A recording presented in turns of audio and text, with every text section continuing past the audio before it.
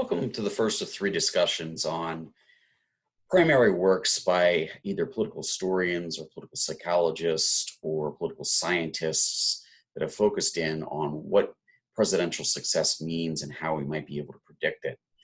We're going to go through three. The first today is James David Barber, then Richard Neustadt, and then finally Stephen Skowronek. So today we'll discuss James David Barber's 1972 book, The Presidential Character, Predicting Performance in the White House. And Barber's main theme in trying to understand the presidency and success in the presidency is one of predictive value. And he believes that before we elect a president, we should take a look at their character, take a look at their life history, and come to a conclusion about what type of a person that they are.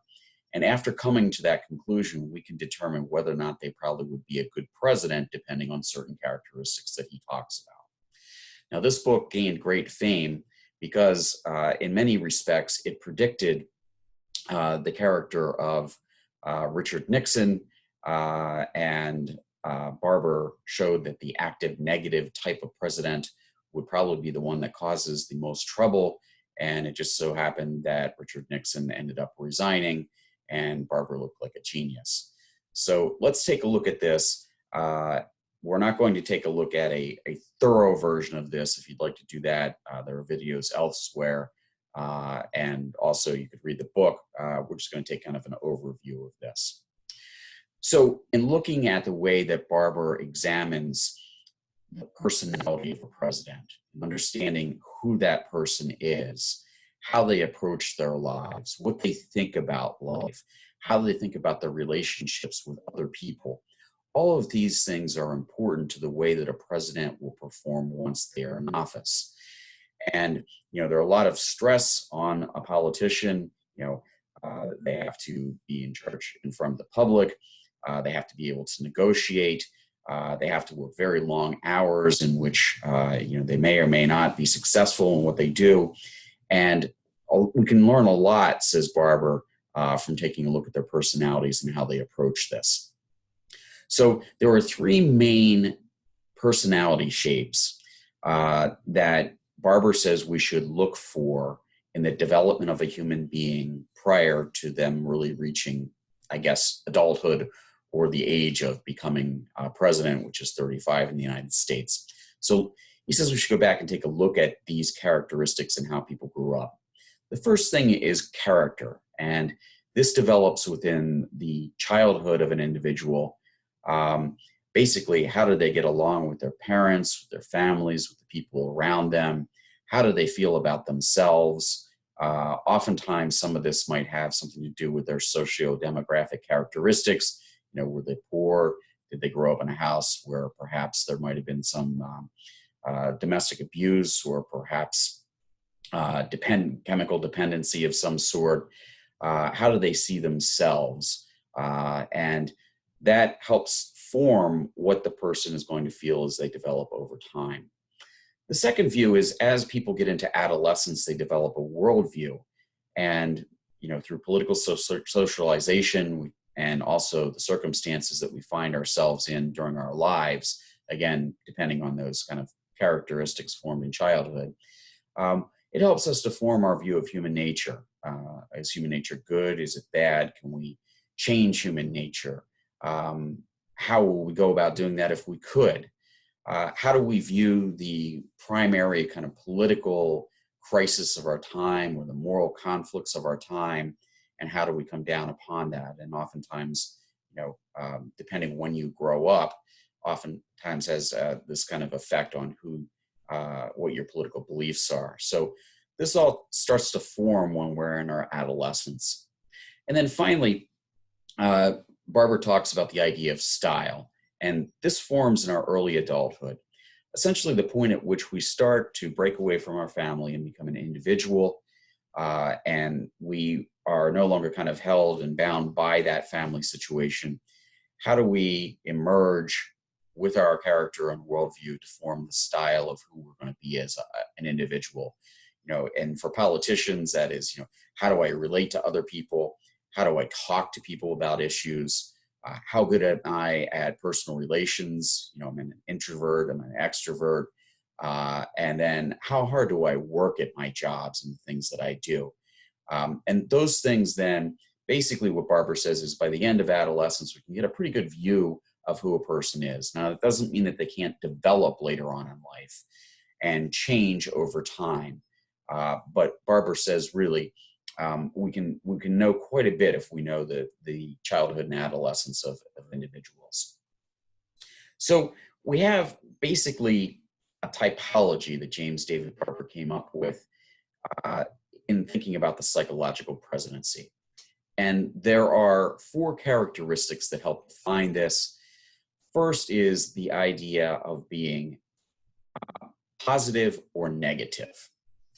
And people that are positive are people that enjoy the political game. They enjoy being around people. They want to be part of the political system. And they have varying levels of energy, but their interest really is playing the game, so to speak. People that are negative don't really enjoy being part of politics. They are, in essence, people that go along either because they feel as though they need to accomplish certain things or because they feel that there's a need for some civic duty. But they're not people that are really interested. They don't have politics running through their veins, so to speak, if we would think in terms of what Barber's saying. The second kind of continuum here that we would see is whether or not I am active or passive. And some presidents have an enormous amount of energy and are very willing to put in long hours of work, willing to negotiate with people, willing to try to get things done, to keep their tabs on what's going on, read an enormous amount of literature about the public policies that they're discussing. And on the other hand, you have a lot of presidents that are much more passive. And this could be for any number of reasons. It could be just because they're not people that feel completely invested in the job, or they might feel that the role of the presidency really is secondary to Congress and they're more of a figurehead. So when we put all this together, what we see develop from James David Barber is a typology in which there were 4 different categories that he says we can slot the presidents into. The first is active positive. The second is active negative. The third is passive positive. And the fourth is passive negative. And just want to shout out to a couple of characteristics of each one of these. So the person that is active positive is adaptive. They're results-oriented people who know how to negotiate, who like the political game and the challenge of trying to get a deal done. They have an enormous capacity for work. They're ambitious. They want to achieve things. They also believe that they, through their high self-esteem, have the ability to be able to create, a good public policy.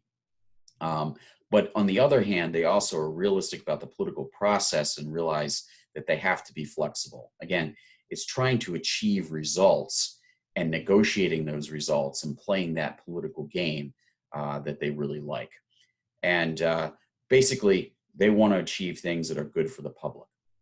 Now, the active negative person, on the other hand, is also someone who plays the political game and seeks to achieve victory, but they do it for different manners. So Barber would define these people as being compulsive. So they're people who want power for power's sake. They don't really enjoy getting involved in political activity. But like the active positives, they have an enormous amount of energy and capacity for work. They're also ambitious. Generally, they don't have a good self-esteem, according to Barber. And they use kind of power and domination over others as a way to be able to increase their own personal self-esteem. One of the other things here is the idea that they have clearly defined enemies. There's an in-group and an out-group.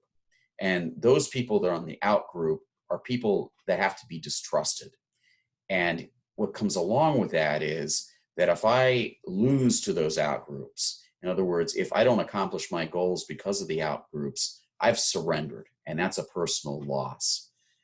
So, in the active negative, typology for Barber, You have a person that does a lot of work, but really does it for themselves, creates enemies, and is focused only on achieving for themselves.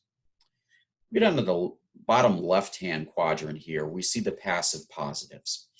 And Barber would define these people as being compliant. So they are people that enjoy the political game, but in general, they enjoy the political game because they get a feeling of being loved out of the process. And this is important to them because they have low self-esteem.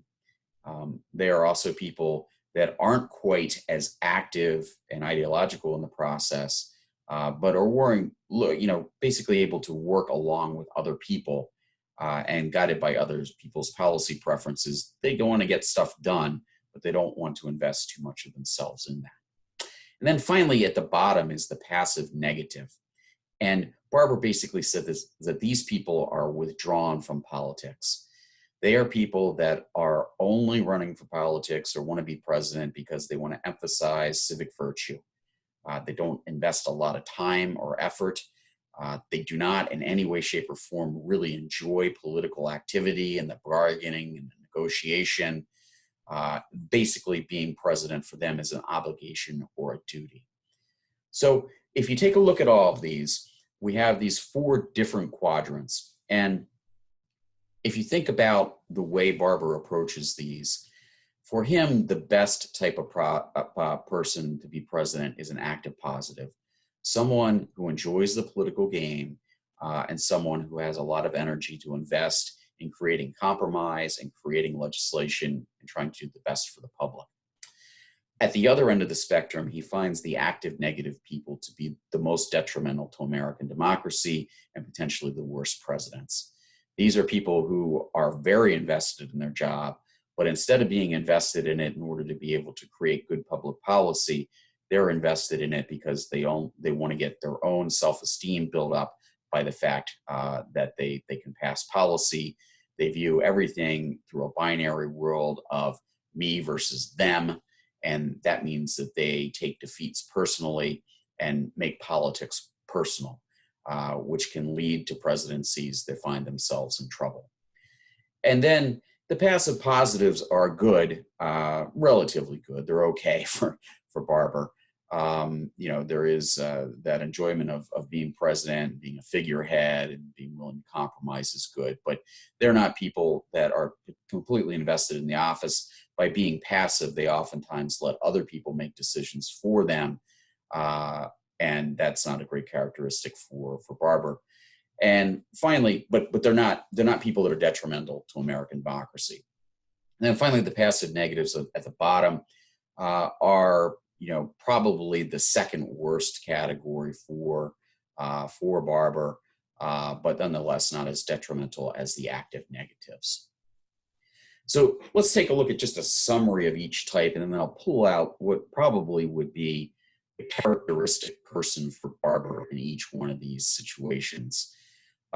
Barber doesn't address all of these people, but other people's scholarship that interprets Barber have kind of placed this here. So the active positive is a person that wants to achieve results. And Franklin Delano Roosevelt was really for Barber the key person that would be able to achieve this. He was a political animal at his heart. He spent enormous amounts of time studying things. He knew how to basically wield power and negotiate, but in many respects, he was very pragmatic. He knew what he wanted to achieve with the New Deal, was willing to bargain with Congress to get it, and he ultimately achieved policy success that puts him as being one of our greatest presidents. Now, the passive positive in the bottom left-hand corner, again, are people that seek love through the office. It raises their self-esteem. And Ronald Reagan would fit into this typology. Essentially, if you take a look at his childhood, he grew up relatively poor in a divorced household, worked his way up through radio and then into television, and then became governor of California and then president. He enjoyed the political game, but through Barber's typology, he basically was a kind of a hands-off president, had some guidelines for things that he believed in, but was more than willing to let other people do things on his behalf, which, for him may well have ended up causing things like the Iran-Contra scandal. But again, he is considered to be, by scholars that we'll talk about later on, one of the greatest presidents in American history. So his role, he enjoyed the role of president according to the Barber scheme. The active negative, and again, as I mentioned earlier on, this is what really puts Barber's typology on the map, seeks to get and keep power. And Richard Nixon is the kind of poster child for the active negative president. He was a person that was well known for being a very hard worker, got involved in the game of politics, but didn't particularly like it, understood power, wanted to wield that power in an effort to be able to beat down his enemies. And he looked at everything through the binary us versus them.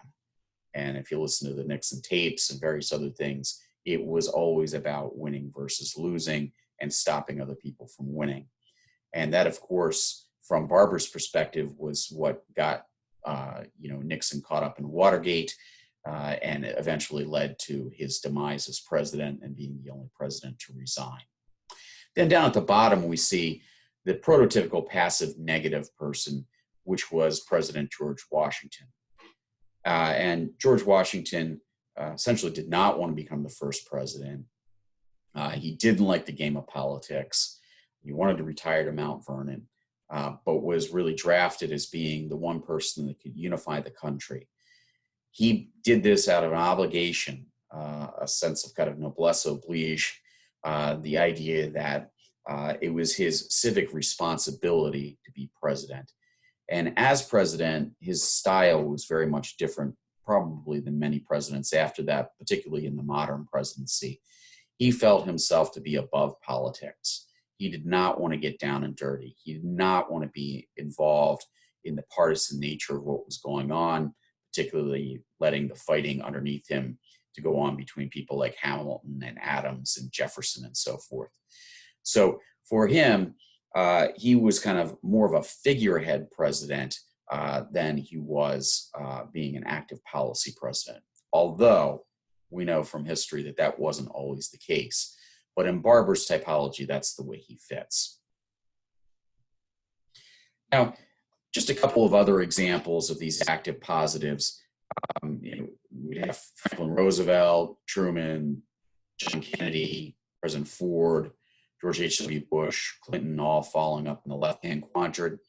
Some of those active negative presidents you'd see would be Woodrow Wilson, Herbert Hoover, Lyndon Johnson, and Richard Nixon. And you'll notice that, all of them had significant flaws to their presidency for one reason or another, and are not considered to be among the greater presidents that we've had. Passive positive are basically those people that, didn't do a lot in their presidency. They believe, really, with the exception of Reagan here, that the president should be secondary to Congress. And then finally, the passive positives, or passive negatives, were people like Calvin Coolidge, who was well known to sleep for 11 hours a day and then take a nap during the day. He was not the most active president that we've ever had. And then Dwight Eisenhower, again, in kind of that model of the George Washington, trying to stay above politics and also not being particularly interested in day-to-day visions of what was going on in Washington. However, in a second, we'll see how that would change. So I'd ask you to think to yourselves a little bit about where you place some of these presidents, particularly our last two presidents, President Obama and President Trump. I'll come back to Lincoln in a moment, but take a few seconds to think about that and where you would place these people. And I think one of the things that you'll have as a problem when you go through here relate to the criticisms that people have of Barber's scheme and his typology of presidents here. One is that the successful presidents, or those people that we consider to be in, say, the top 10 presidents, aren't always active positives. and not all active negatives are always failures. So let's flip back up to this list here. And particularly with this list of kind of the prototypical people, Franklin Roosevelt is generally seen as being one of the top 3 presidents. But George Washington is also in the top 3 in most lists and considered to be a great president. So he was the person that we needed as a country at the advent of the first Congress and the advent of the beginning of the constitutional scheme that we now have. And that was considered to be great. Maybe he wouldn't be a great president right now, we don't know. But for his time period, he was considered great. At the bottom, you see Ronald Reagan. From some of the other theories that we'll talk about in the future, Reagan is considered to be an order-shattering president, somebody who remade the presidency and the political system in the United States. And that is certain not, doesn't really, his place as a passive positive doesn't fit in to Barber's scheme. Why would he be successful? And then there are active negative people as well. Now, Nixon, as he's gone on, after his death and after his career as president, has gradually moved up the scales of presidential rankings and, is currently inching up towards the middle. And part of that is because a lot of important things happened on his watch. 1, the Vietnam War ended. 2, we opened up relations with the Chinese. 3, we developed things like the Environmental Protection Agency and OSHA, which protects the health and safety of individuals. In many respects, government expanded very greatly during the Nixon administration, and people that reconsider or reevaluate his presidency are starting to see him in a better light. One other case here, Abraham Lincoln. Abraham Lincoln would definitely have fallen into the category of active negative. Lincoln was a depressive individual. He suffered greatly from depression, and he did not like the job of being president, particularly when it came to the Civil War. He anguished over every single decision, but yet he was a very active person. And he clearly, through the characteristics defined by Barber, would have been an active negative president. And yet, in almost every single poll of presidents, he falls as the #1 president in American history. So what can we really get out of this? There are criticisms that show that perhaps this doesn't work. The second idea is the typology is subjective. It can change depending on who's evaluating the president. And it also can change as we see that history reveals new facts about the president or policies that were in order during their period of time helped be more successful. And so I'll give you a prime example of this. Dwight Eisenhower is listed here as passive negative. And that may be the case of what most people thought about the Eisenhower presidency until Greenstein's hidden-handed presidency came out. And what we saw was that Eisenhower attempted in public to look very much like a George Washington, a person that was above the fray, a person that wasn't involved in the dirtiness of politics. But what we know from actually scholars going back and examining some of his papers and conversations with others was that he engaged in this quote-unquote hidden-handed presidency where he engaged in a lot of dirty work and let other people do the dirty work while at the same time in public acting as though he wasn't part of the political system. And that has led to him being evaluated as a much better president than he would have seemed otherwise. So while people thought he was a person that wasn't involved, the reality was much different, and that changed over time. Political skill can also trump character. So, if we go back up here again, we'll take a look at a person like Lyndon Johnson, who definitely was a person who kept tabs on his enemies, a person who was very brutal in the politics of the exercise, but on the other hand, was also very successful. So if we take a look at things like the Civil Rights Acts and Voting Acts of 1964 and 1965, the Great Society programs. He was able to remake politics in his image in the mold of FDR. So he was successful. But the drag against him, of course, is the Vietnam War. And that's why kind of a person like Barber would say that he was not a great president. And then finally, there is some question about whether typology is ideological. When we're talking about being active in politics, you're assuming that you have, at least in a traditional role, a person that believes that government activity is good, A, and B, a person that believes that the president should be the primary exerciser of power in the American government as opposed to Congress. And through the modern presidency, we've seen most presidents take the lead in American government.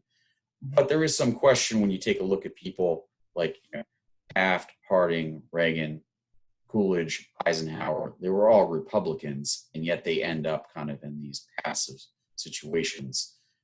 And a lot of the active, positive people tended to be more Democratic.